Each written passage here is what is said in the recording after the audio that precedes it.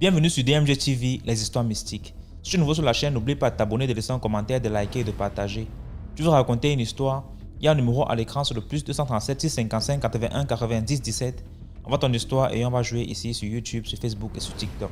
On poste plusieurs histoires tous les jours sur YouTube. La chaîne c'est DMG TV. Et on a une deuxième chaîne YouTube où on poste tous les 15 heures une histoire exclusive. La chaîne c'est DMG TV, histoire mystique exclusive.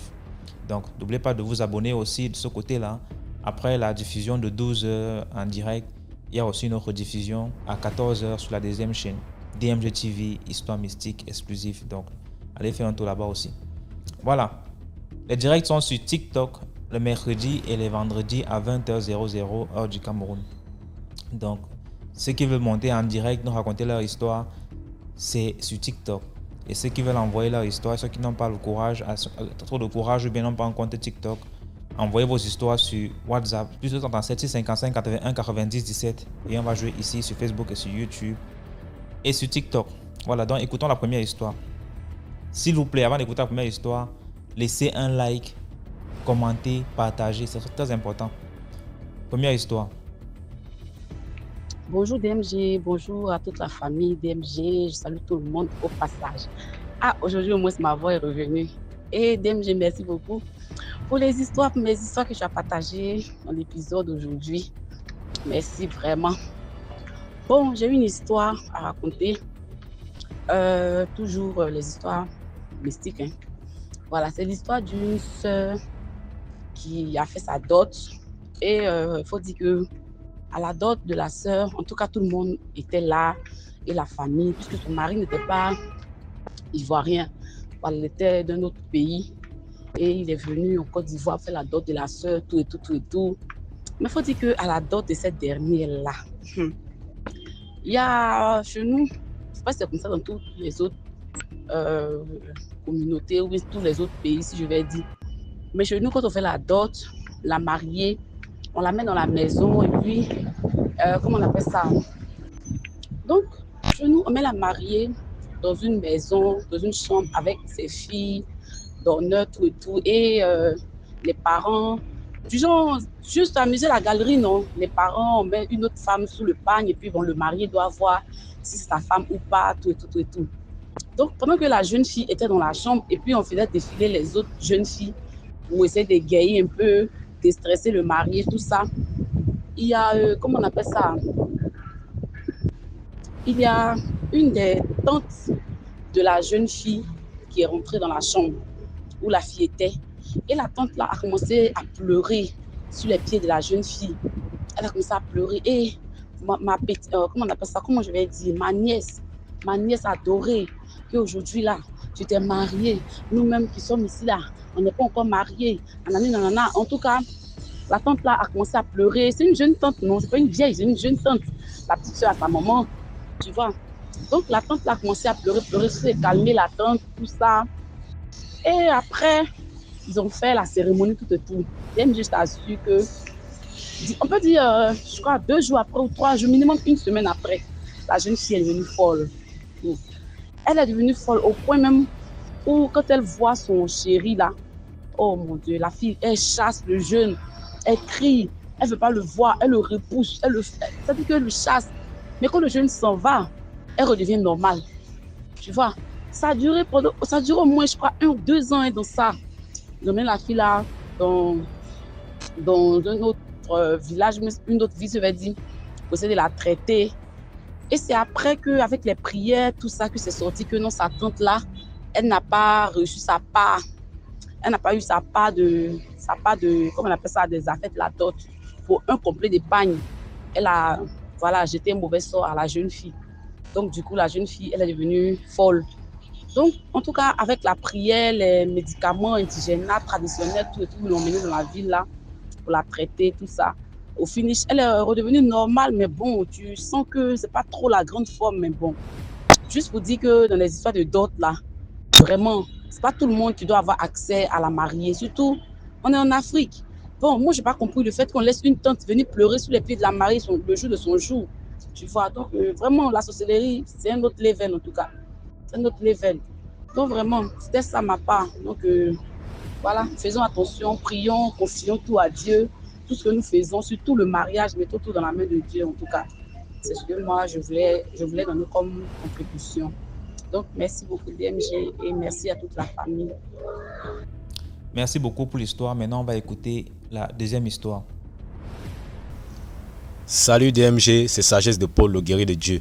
Et tiens à vous raconter l'histoire mystique que j'ai intitulée Le résultat des astuces spirituelles. Ces astuces spirituelles ont pour but de combler les bienfaits de notre esprit, tels que des révélations, des visions, le discernement et bien d'autres. Donc, je vais donc présenter ces astuces en question. Bien vouloir vous abstenir de vos incontournables envies ou de vos péchés capitaux. Évitez la sexualité. Gênez et accompagnez le tout avec des prières à vos vœux. Le résultat peut être visible soit à l'instant ou très probablement à partir du troisième au 12e jour, si il y a vraiment la foi dans la prière sans le doute. À l'époque, j'exerçais donc ces astuces pour avoir des visions de discernement et autres que j'ai cités plus haut. Et c'est alors que des fois, j'avais l'impression que lorsque je sors, je vis une journée dont les événements de cette journée-là, je me demande, mais je crois que j'ai déjà vécu cette journée. Et effectivement, c'était des choses que j'avais en vision pendant mes nuits de sommeil. Donc je vivais un certain jour dans mes visions pendant le sommeil et que plus tard, ça peut faire plusieurs jours, plusieurs mois plus tard, quand je me réveille et que je suis en train de vivre cette journée-là, j'ai l'impression d'avoir déjà vécu cette journée en question. Ça a longtemps été comme ça, mais c'était à chaque fois que je pratiquais les astuces spirituelles dont je vous ai présenté.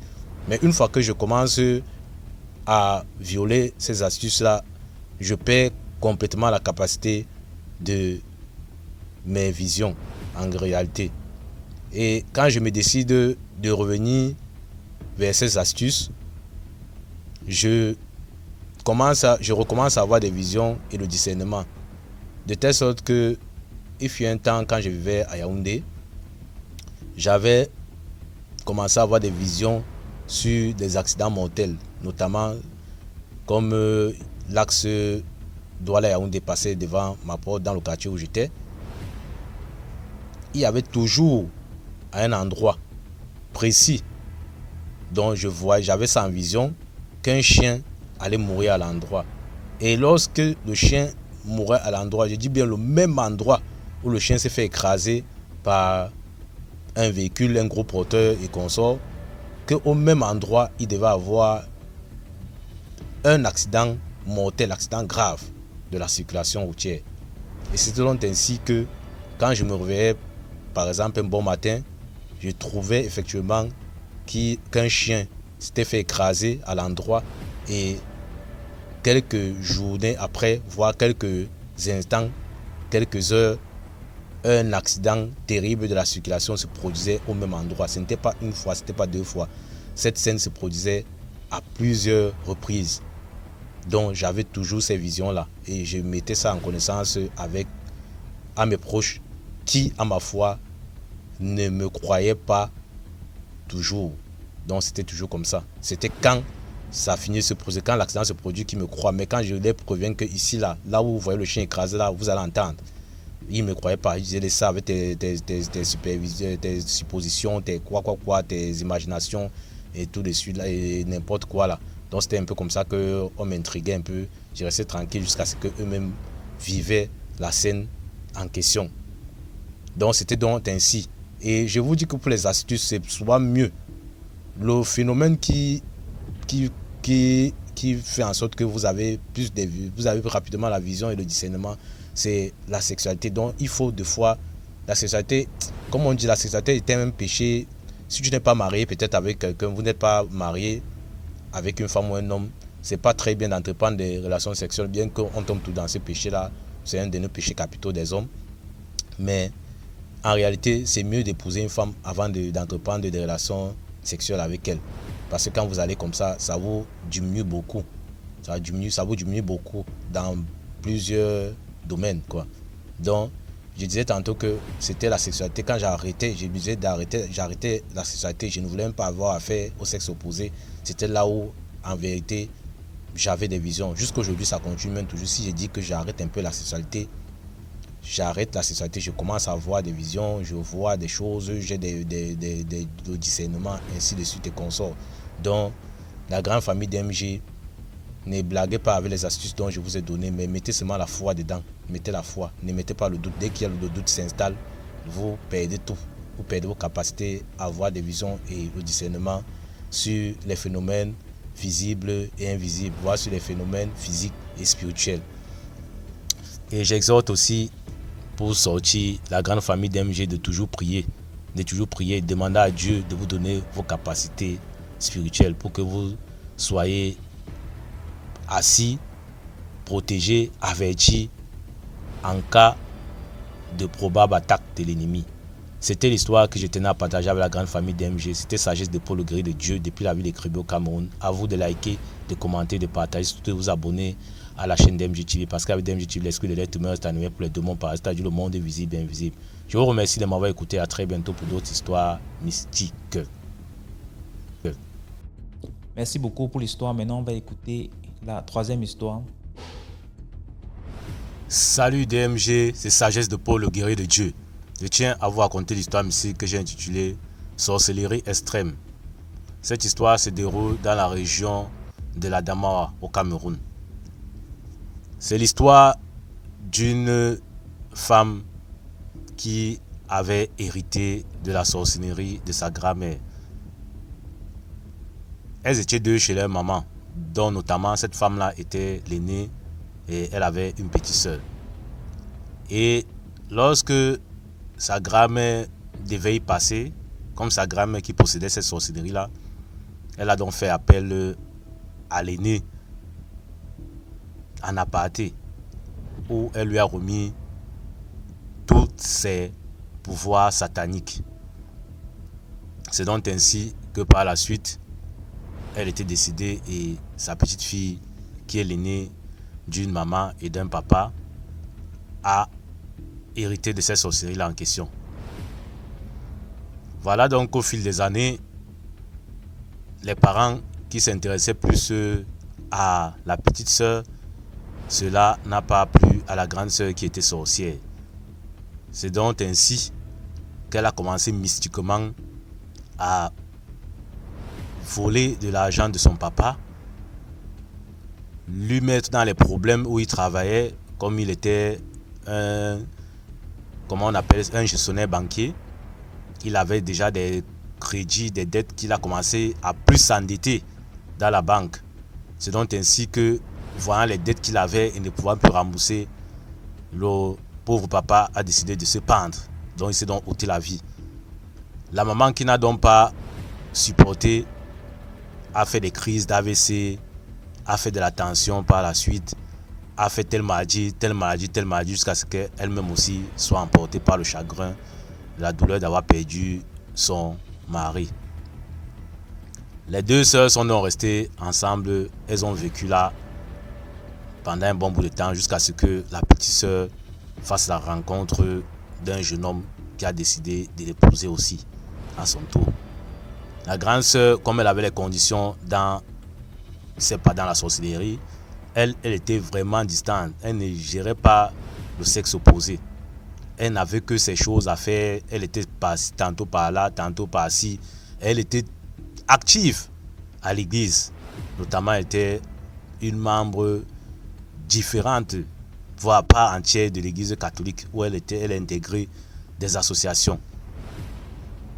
Et dans ces associations-là, en réalité, elle était là pour créer la discorde, le comble et le trouble mystique, voire satanique, dans ces différentes associations, différents groupes religieux qu'elle avait intégrés, notamment les chorales, les groupes de tel ennemi, l'association de tel truc. Elle était vraiment active. Et son but dans l'église, même en général, c'était de comme je disais tantôt, de créer la zizanie entre les uns et les autres. C'est donc ainsi que elle faisait le trouble dans l'église, en faisant quoi? Quand peut-être vous partez à l'église, vous avez un bébé, elle envoie des démons qui vont venir déranger le bébé commence à pleurer. C'est pour ça que vous voyez souvent dans les églises, quand on est en train de faire le culte, le prêtre est en train de prêcher, le pasteur est en train de prêcher, vous allez voir là les bébés qui pleurent sans cesse, alors que le bébé est bien venu à l'église, là, quand il est entré, il était calme, mais dès qu'il met son pied quelques minutes après, il commence à pleurer et on ne peut même pas l'arrêter. Il pleure, et quand vous sortez avec lui, il se calme. Quand vous revenez encore dans l'église en question, l'enfant recommence à pleurer. C'est simplement parce qu'il y a certains gens qui envoient des mauvais esprits, des démons pour perturber les enfants qui ont les yeux, parce qu'ils ont la vision. Et quand ces démons-là viennent les troubler, ils ne peuvent que pleurer. Comme ils ne peuvent pas encore parler, ils ne peuvent que pleurer et ça nuit maintenant toute l'assemblée, tous ceux qui sont en train de suivre la parole de Dieu en question. Et là maintenant vous êtes perdus, vous ne savez même plus à quel niveau vous êtes avec la parole, parce que l'enfant vous trouble avec les pleurs. C'est donc ainsi que cette femme fonctionnait donc pendant longtemps, jusqu'à ce que elle fasse la rencontre de notre voisin. Voisin, pourquoi? Parce qu'elle voulait créer le trouble dans une famille qui croyait vraiment en Dieu.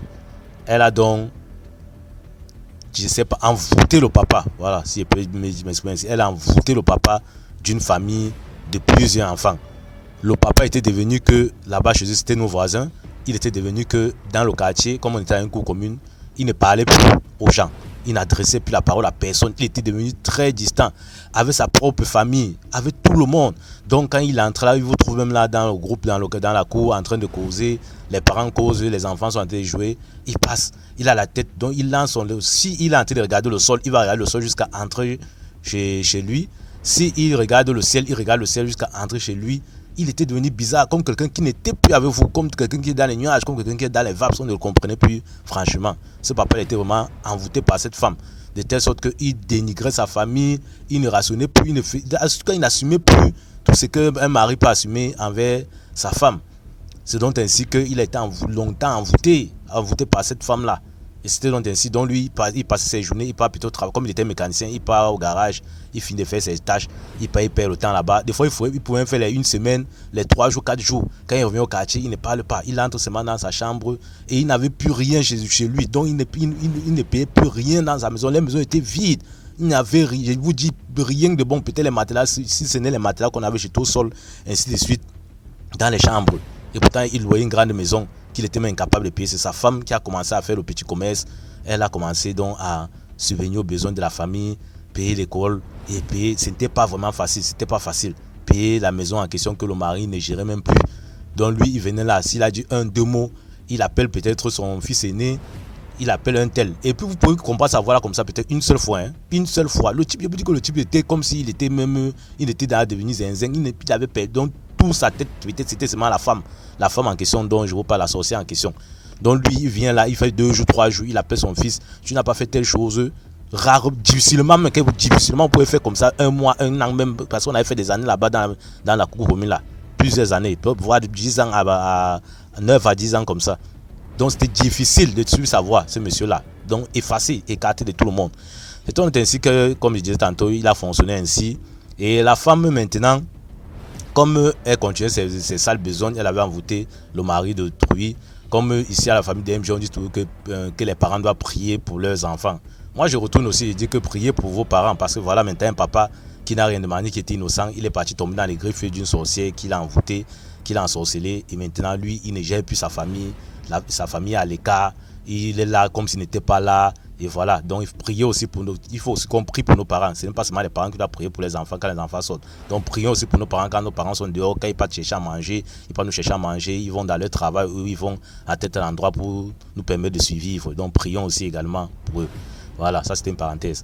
Voilà donc la femme alors a continué à nuire cette famille-là comme ça longtemps, jusqu'à ce que elle envoie même des démons. Comme elle avait fait des choses telles que si le mari couche même avec sa femme, soit ils n'auront pas d'enfants, soit ils vont accoucher, je sais pas vraiment. Et c'est donc ainsi que le papa avait encore finalement enceinté sa femme de la maison même. Et elle a donné naissance à une Mongole. Mais cette Mongole était métisse, donc tu voyais même que si l'enfant naissait normalement, elle devait être une très belle fille. Elle était donc mongole comme ça, elle faisait tout sur elle. Elle était enfermée dans la chambre, elle ne sortait jamais. Elle criait seulement comme un chat. Ça fait pitié quand on voyait cette fille-là, qu'on partait souvent rendre visite à ses voisins-là. Ça fait vraiment pitié. Jusqu'à ce qu'un jour, elle n'a pas duré. Vous savez que les gens qui naissent avec la malformation, c'est souvent difficile. C'est souvent comme des gens émaciés. Ils ne mettent pas long. C'est donc ainsi que par la suite, elle était donc décédée. Cette fillette-là qui n'a pas demandé à naître et qui est venue tomber aussi dans un mauvais, qui est arrivé à un mauvais moment où vraiment les familles étaient prises en captivité, donc en otage de la sorcellerie d'une femme venue de nulle part, venue du monde des ténèbres pour nuire à X ou Y. C'est donc ainsi que la femme alors maintenant, après avoir fait ses besoins là, je vous rappelle aussi qu'à l'église là, la femme elle communiait, mais à la fin, ça c'est à la fin, quand tout ça on a appris quand elle a confessé son lit, à la fin elle a fait comprendre que elle communiait, oui, c'était communiait, mais sa gorge, elle a deux gorges. Elle a une gorge normale, physique, et elle a une gorge mystique. Donc une gorge mystique qui est comme un ruminant. Donc devant vous, elle prend bien la communion. Donc la communion part tomber dans la gorge mystique. Et c'est donc ainsi que quand elle arrive à la maison, la gorge mystique renvoie la communion en question et elle est sèche. Elle n'a même pas mouillé. Vous savez que la communion, si ça touche la lèvre, ça fane directement, ça fond directement, ça devient moelleux et puis oui, directement. Donc c'est donc ainsi qu'elle reçoit la communion et elle balance dans le trou des toilettes. Donc c'était comme ça qu'elle fonctionnait. Donc vous allez la voir là que c'est une grande croyante, c'est une grande ceci, c'est une grande cela, comme beaucoup d'ailleurs, alors que vraiment sa sorcellerie c'est hors pair. Voilà donc le temps est donc passé, la femme était toujours là en train de nuire tout le monde, partout. C'est donc ainsi que, comme je dis toujours, toujours un début et toujours un fin. Voilà donc il fallait aussi sacrifier, il fallait vraiment sacrifier déjà les gens pour prospérer encore. Voilà donc elle a opté à sacrifier sa soeur et son copain. Elle a réussi parce qu'elle a donc envoûté sa soeur. Un jour sa soeur était dans la maison, elle a possédé sa soeur. Je sais pas, la discussion a commencé entre sa soeur et son homme. C'est donc ainsi que sa soeur prend le couteau, elle poignarde son époux qui décède là sur le champ. Et sa soeur était enceinte. Voilà donc rongée par le chagrin qu'elle a tué quelqu'un. Elle a aussi la pression des juridictions qu'on devait la mettre en prison, quoi. Voilà donc elle part sur le lit d'accouchement, comme c'était même elle qui était visée, la cible. Son mari n'était que dégâts collatéraux.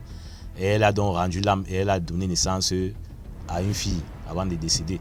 Voilà donc la tante qui restait avec la fille, elle a quand même élevé la tante malgré sa sorcellerie. Elle a élevé la fille malgré sa sorcellerie jusqu'à ce que la fille ait entre 8 ou 9 ans. C'est donc ainsi que, à cet âge-là, c'est pas comme la sorcellerie et ce que c'est. On lui a demandé de livrer sa nièce.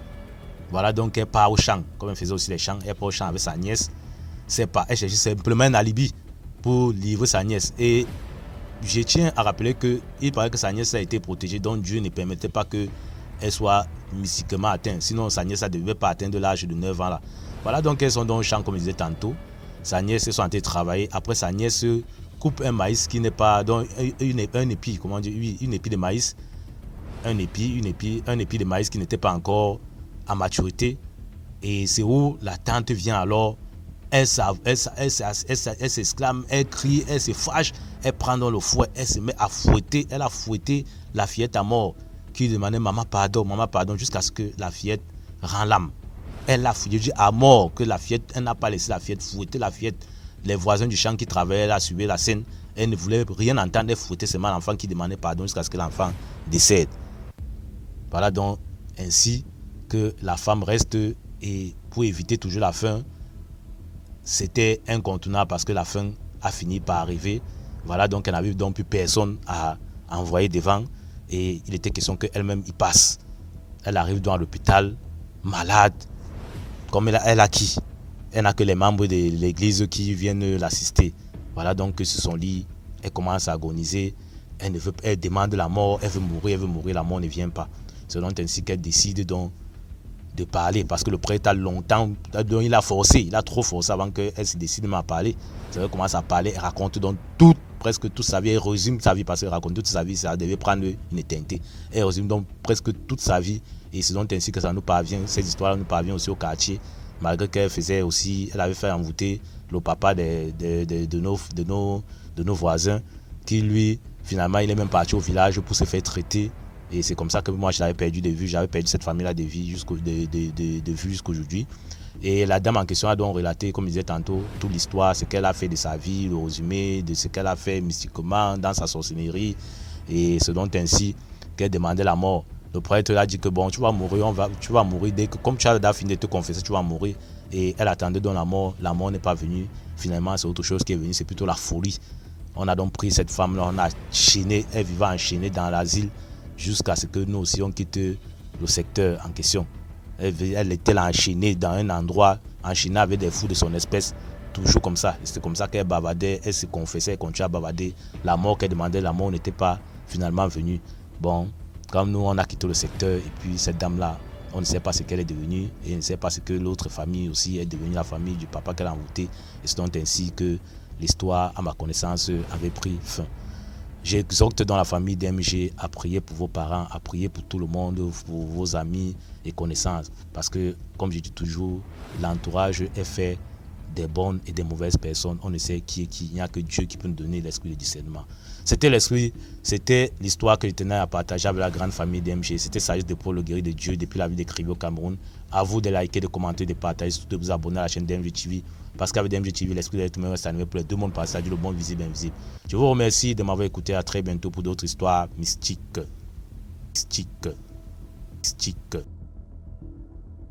Merci beaucoup pour l'histoire. Maintenant, on va écouter la 4e histoire.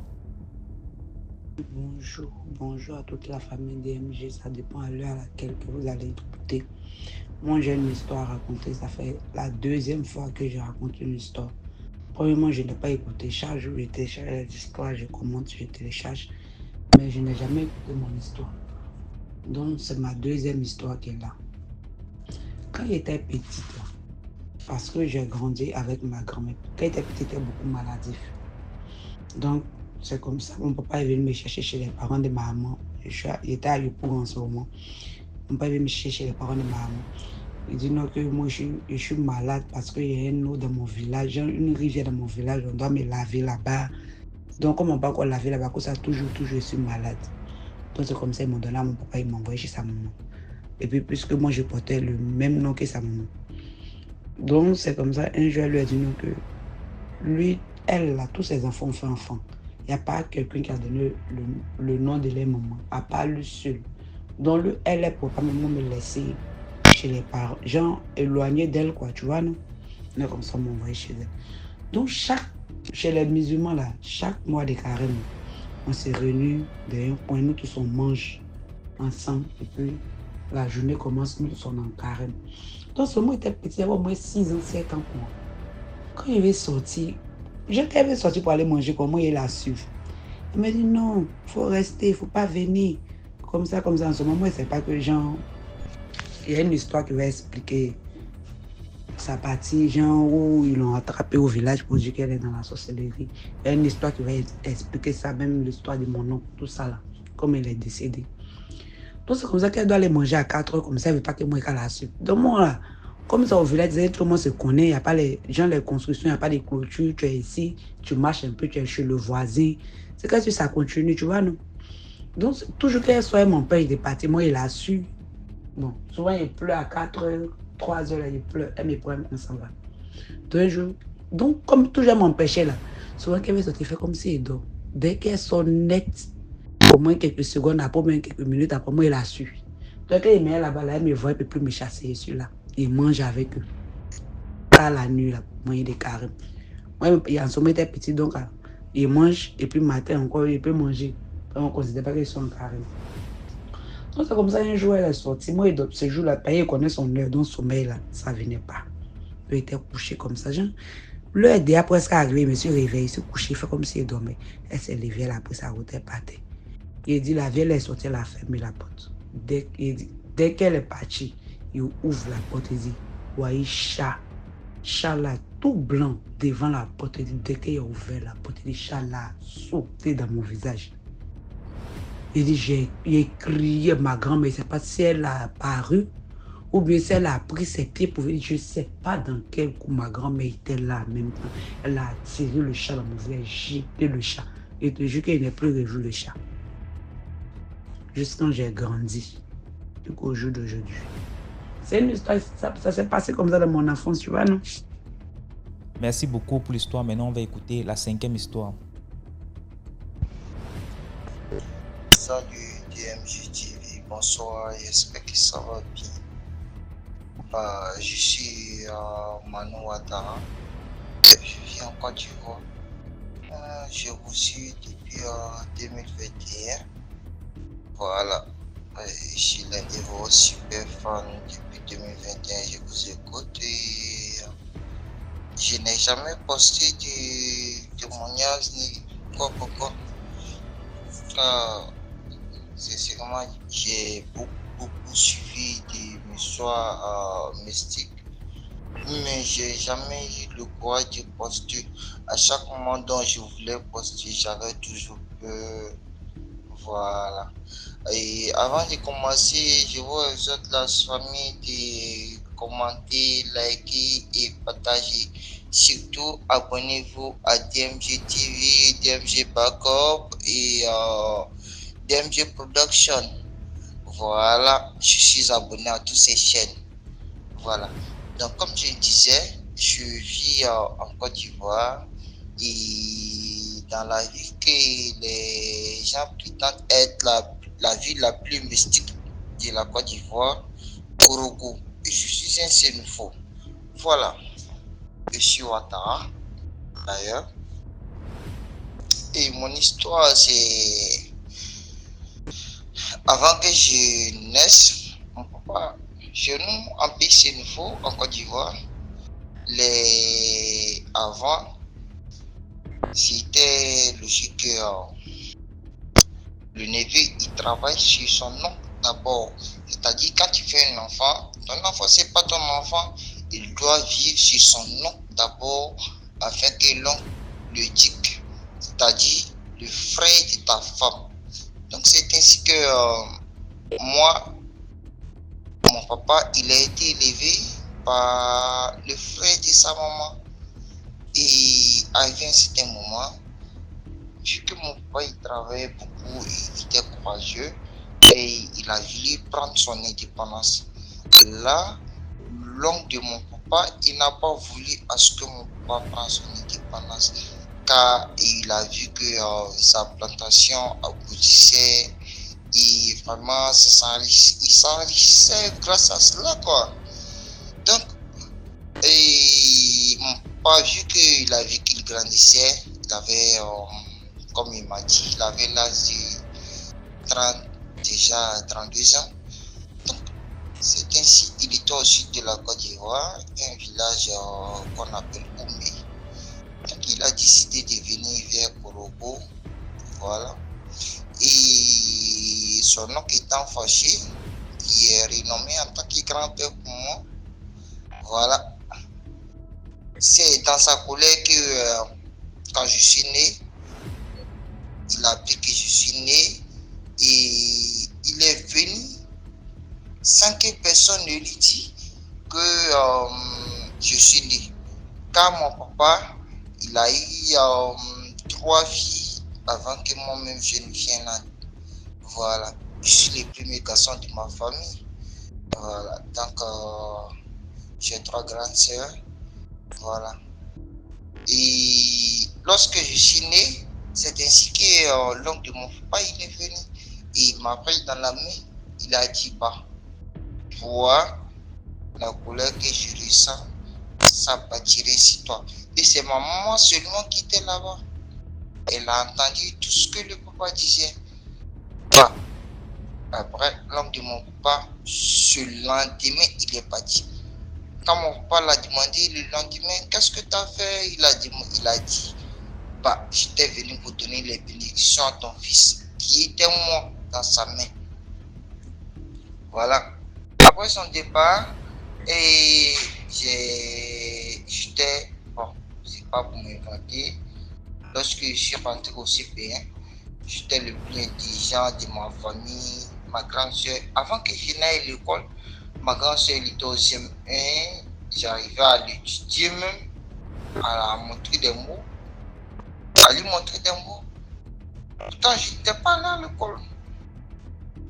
Donc, je suis rentré à l'école. J'ai été pratiquement le premier de ma classe, toujours premier, jusqu'à en 6e. J'ai été toujours premier. Et là, arrivé en 6e, j'avais il y a, comment dirais-je, une compétition que la Côte d'Ivoire organise souvent. Et c'est la compétition du génie en NEP. Et là, mes parents, il faut savoir que mon papa, c'est un papa qui avait l'argent. Et lui aussi, il a perdu sa fortune mystiquement. Ça, c'est une autre histoire que je reviendrai pour raconter. Et là, mon papa, il était toujours au champ. Ma maman, pareil. Donc, le jour que j'avais remporté la coupe du génie en NEP en question, il y avait les papas qui sont venus. Les papas sont venus. Et moi, mon papa n'était pas là. Là, il y avait un vieux qui était toujours en train de mentir mon papa là. Lui, il est venu et il m'a dit, bah, voilà mon fils, ton papa n'est pas venu. Vu que je suis l'ami de ton papa, tiens, allons à la maison avec ton ami. Vu que j'avais l'un de ses fils qui était mon ami aussi, s'appelait, bon, je vais l'appeler Zachary. Et Zachary, il est allé avec moi maintenant chez lui à la maison. Et lorsqu'on arrive là-bas, le papa, il prend de l'eau dans le réfrigérateur et il lui donne de l'eau. Et moi, bah, il va puiser de l'eau et dans une cannerie, je sais pas, il vient me donner de l'eau. Et moi, je bois. Étant un enfant, j'ai rien compris. Et arrivé à la maison, j'ai senti que non, j'avais quelque chose qui me manquait. Et c'est ainsi. Le jour qui a suivi, j'étais trop bizarre. Je n'étais plus premier. Mais j'arrivais quand même à avoir ma moyenne jusqu'à la classe de 3e. Et là, en classe de 3e, mon collègue Zachary, on était toujours dans les mêmes classes. Je le vois. Son auriculaire et l'annulaire, il accrochait toujours l'un sur l'autre. C'est-à-dire, à chaque moment qu'on s'assoit ensemble, il a le doigt, l'auriculaire sur l'annulaire. Avant, il a l'annulaire sur l'auriculaire. À chaque moment. Et donc, c'est quand je lui ai demandé, il m'a dit non, mon pote, il n'y a rien. D'ailleurs, tu es mon pote, t'inquiète pas, il n'y a rien. Et c'est ainsi qu'on a commencé à papoter quoi. Et il avait toujours sa moyenne. Et moi, j'étudiais à chaque moment. Et il restait environ 5 mois que l'année finisse à l'école. L'année scolaire, dis donc. Et là, j'ai commencé à faire des songes étranges. Je vois que le gars, à chaque moment, il me suit dans les rêves avec une machette. Et surtout les serpents. C'est-à-dire les serpents qu'on voit, les gros serpents qu'on voit, les anacondas dans les films. Il me suit, sa tête, c'est une tête d'homme. Et le reste, c'est un serpent. Et à chaque moment, il me suit comme ça. Bah, je ne lui ai pas parlé. Et arrivé à un certain moment, j'ai commencé à être fou. Lorsque je vais à l'école, à ma rentrée de l'école, je vois que non, ma tête tourne. C'est-à-dire, j'oublie tout. Et il arrive à un certain moment, dès que je franchisse la rentrée de la porte de l'école, je déchire mes habits. C'est-à-dire, je commence à déchirer mes habits. Je parle mal au professeur et à l'administration. Je rentre là-bas, j'insulte mes profs. Pourquoi? C'est-à-dire, je n'étais plus moi-même. Et je disais n'importe quoi d'après ce qu'ils m'ont raconté. Ils étaient si que bon. Et mes parents, ils ont vu que c'était du mystique. Vu qu'ils sont chrétiens, mon papa, lui, il est musulman. Et maman est chrétienne d'ailleurs. Mon papa, c'est un musulman qui ne suscite rien. Et lui, il s'est dit que l'islam est la meilleure voie. Donc, il ne souciait de rien. Et il continuait de prier de sa manière. Ma maman aussi, pareil. Et elle a essayé de m'envoyer sur le passé, quoi. À chaque moment que dans le passé priait sur moi, je voyais qu'il y a quelqu'un qui venait pour me dire, mon petit, lui que tu as envoyé est encore petit. Lui que tu as envoyé est encore petit. C'est là où je suis passé pour avoir ça. Lui que tu as envoyé est encore petit. Et à chaque moment, c'était comme si on m'avait attaché la bouche. Je ne pouvais pas parler à personne. Tous ces moments, je ne pouvais pas parler à personne. Et c'est après ça maintenant, vu qu'en troisième, j'ai stoppé l'école et je suis venu au nord de la Côte d'Ivoire, et à Korogo. C'est ainsi que j'ai décidé de passer le CAP, c'est-à-dire un concours professionnel, quoi. Vu que j'avais fait la construction métallique étant à l'école, j'étais un grand soudeur. J'étais un grand soudeur avec mon oncle. Voilà. Donc j'ai passé ce concours. Et après avoir fini de passer le concours, et je me rends compte que c'est le même délit. C'est-à-dire l'école n'était plus ma voie. Et c'est ainsi que non, j'ai commencé à aller à l'église. Ma mère m'a forcé à aller à l'église. Je suis allé à l'église. J'ai fait tout, on priait tout. À un moment, j'ai vu que bon, ça allait bien, quoi. Et mon gros défaut était que j'ai eu une copine qui, le temps où je travaillais, j'étais technicien en bâtiment dans une entreprise, et c'est la nièce de notre PDG qui était ma copine. Je l'ai enceintée. Vu que chez nous les chrétiens, quand tu enceintes une fille, on doit te mettre sous discipline.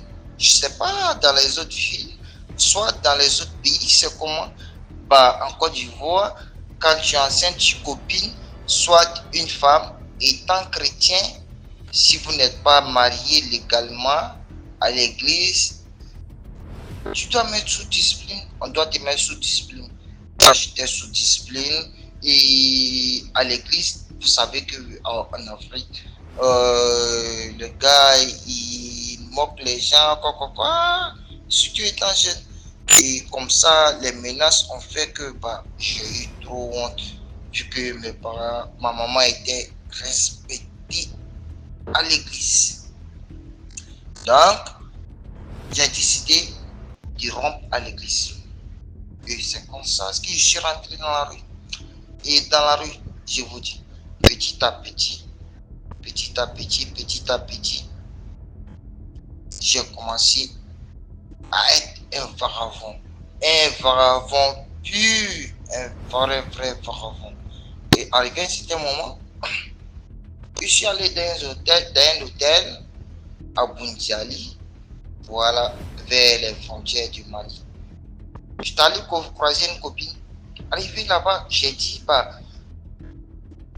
avant que tu ne viennes à l'hôtel, j'irai manger du placali. Ça, c'est une nourriture de la Côte d'Ivoire. Avant que tu ne viennes. Et c'est ainsi que je suis sorti. Ils sont venus, ils ont emporté la télé de l'hôtel. Quand ils ont emporté la télé de l'hôtel, les MG, ils sont venus et ils m'ont dit, pourquoi est-ce que tu as emporté la télé de l'hôtel? Pourtant, je suis en train de manger. je ne savais rien. Et c'est ainsi que j'ai pas pu m'échapper. On m'a mis en prison. Oui. Et l'État m'a donné 6 mois de prison. J'ai fait 1 mois et demi et je suis sorti grâce à, comment dirais-je, une grâce présidentielle. Voilà. Et lorsque je suis sorti, ça n'a pas duré. Je vais en maison, je me trouve bizarre, c'est la riche qui me correspond toujours et je rentre en vie. Pourtant, étant en vie, je sais construire, je sais tracer les plans sur l'ordinateur, technicien, attaché fer, tout ça, je connais. Même la suite, je connais tout ça. Mais là où je vous parle d'MGT, ma vie n'avance pas. Oui, ma vie n'avance pas. Je suis toujours là dans les pétrins, dans les salles de merde. Et pas longtemps comme ça, en janvier 2024 là, étant dans le pétrin toujours, c'est ainsi que un jour, un ami est venu, il m'a vendu les fils, vu que j'avais le contact des gens étant dans la rue. J'avais le contact des gens qui faisaient des affaires. J'ai payé des fils. Pourtant, c'était les fils que durant la canne, on devrait utiliser pour, comment dire, installer dans les différents terrains. Donc, les joueurs viendront jouer, les joueurs de la canne. Et c'est ainsi qu'on m'a vendu les fils. Et les petits sont fui. Ils sont allés au Gabon. Et là, j'ai été coupable. On m'a emprisonné pour 1 an. Là, je suis allé voir que le procureur, c'était mon oncle. Un mois après, je suis sorti. Et il m'a assez conseillé. Je sais pas, mon oncle là, il sait pas ce qu'il voit, mais je suis sûr et certain qu'il a 4 yeux. D'après mes amis qui sont sur DMG TV, c'est ainsi qu'il le dit souvent. Lorsque j'ai découvert cela, et étant sorti, j'ai commencé à prier. Et des petits jobs en petits jobs. Je suis toujours là, j'ai des problèmes sur problème. Mais, par la grâce de Dieu, j'ai oublié de vous dire. Là, actuellement, je vous parle, j'ai été abandonné par ma famille. Car ma famille m'a conseillé fatigué. Et c'est dans ce mois-ci que j'ai commencé encore à réécouter. Car ça faisait 1 an que j'avais laissé les histoires de DMG TV, je n'écoutais plus. Je vous dis que j'étais un super fan de DMG TV depuis 2021. Et cette année, j'ai commencé à réécouter DMG TV. Souvent, je me sentais comme si quelqu'un me quittait possédé. À chaque moment, j'attends l'heure à ce qu'il poste. C'est comme ça, comme si un jour, un vieux est venu me voir et il m'a dit, mon petit, mange ce cuidant. Mange ce cuidant. Lorsque j'ai mangé le cuidant, j'ai vu comme mes yeux étaient à nouveau verts et je voyais clair. Je me demande, Emmanuel, pourquoi est-ce que tu as pu faire ça? Pourquoi tu as fait ça? Je remercie le bon Dieu aujourd'hui. J'ai rien. J'ai été abandonné d'ailleurs par la famille. Dans la maison où je suis actuellement, j'ai pris un crédit d'abord. Je suis en train de payer un peu. Et j'espère que j'aurai l'argent complet un jour à pouvoir faire tout. Mais, comment dirais-je, la morale de cette histoire, c'est que si je priais et que je mettais ma foi en Dieu, je sais que je ne serais pas arrivé à ce niveau. Et là, je crois que j'ai la conscience tranquille. C'est pourquoi ce soir il vient et je vous dis, n'importe quelle prière vous faites, que vous soyez bouddhiste, islamique, soit chrétien, priez vos dieux avec la foi. Je sais que nous allons réussir. Merci à vous. C'est Emmanuel Ouattara. Merci de suivre DMG TV, car avec DMG TV, notre esprit reste ouvert. Merci aussi de nous édifier toujours. Voilà, c'est vos frères, c'est nouveau Emmanuel Ouattara depuis la Côte d'Ivoire à Korogo. Merci, je ne me cache pas. Merci beaucoup pour l'histoire. Maintenant, on va écouter la 6e histoire. YouTube, il y a DMG Productions. Là, on poste tous les lundis, on poste un film. Tous les lundis, il y a un nouveau film à 17h00. Les films, c'est les histoires qu'on réalise aussi. Tous les lundis, la chaîne, c'est DMG Productions. Ma 3e histoire, parce qu'il vient d'envoyer une histoire après moi, ça n'a pas été publié. Et il vient d'envoyer une histoire, donc c'est ma 3e histoire qu'elle a. Quand ma même grand-mère avait marié un sous-préfet. Donc le sous-préfet, là, partout où il est passé, il a construit. Maintenant, moi, ma grand-mère, son seul enfant qu'elle avait, elle a fait 2 enfants avec le monsieur. Mon père était le dernier de la famille. C'est comme si mon oncle était l'avant-dernier. Le sous-préfet, il est décédé, tout. Déjà, mon grand-père, il est décédé, tout. Donc maintenant, mon oncle, là, le grand frère de mon papa, là, lui, c'était un grand bijoutier en Côte d'Ivoire ici. Où il était pour aller en Europe, faire ses trucs, tout, propre, il doit partir là. Il est tombé gravement malade. Il a pris ses pieds, il est venu au village de ma grand-mère. Ça a considéré que au moment où il parlait de ça, du nom que moi j'étais petit, il était beaucoup malade, il faut m'envoyer chez elle. Là. Ça a considéré à ce moment-là. Donc moi j'étais là. Mon oncle, il a marché ses pieds, il est venu. Avec le temps, il est paralysé, tout son corps est paralysé, il ne peut plus bouger. Tu vois, il y a les baka, on appelle ça anango baka en Côte d'Ivoire ici. Les Ivoiriens connaissent. C'est baka, on donne ça au bébé. C'est les anangos qui fabriquent ça. C'est ce que mon oncle buvait, il ne peut même pas se lever, il ne peut rien faire, il est couché. Même quand il fait la selle, seulement le nettoie. Il était petite comme ça, moi, je me rappelle très bien de lui. Donc un jour, on était là comme ça, mon oncle est décédé. Et quand mon oncle est décédé, c'est là, le mystique commence. Non, c'est vrai, en ce moment, on n'avait pas encore pris drap du vrai visage de ma grand-mère. Donc non, on la connaissait pas. Moi, en tout cas, elle ne m'a jamais fait du mal, sincèrement, de ne pas gâter son nom. Mais c'est ce que j'ai vécu, que j'explique. C'est quelqu'un qui m'a toujours aimé. Donc c'est comme ça, mon oncle il est tombé gravement malade, il ne pouvait plus marcher, il était là.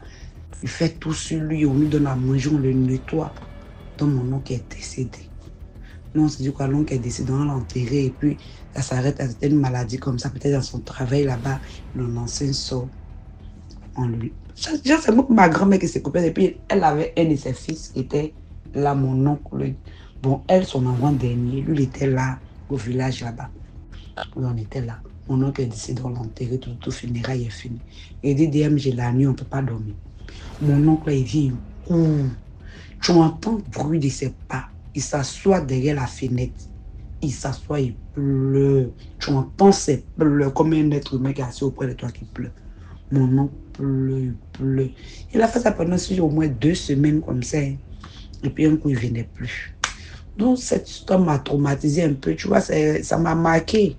Et en ce moment, j'étais petite, mais c'est resté dans ma tête au jour d'aujourd'hui. Donc, je voulais comprendre un peu pour voir, bon, on ne sait jamais.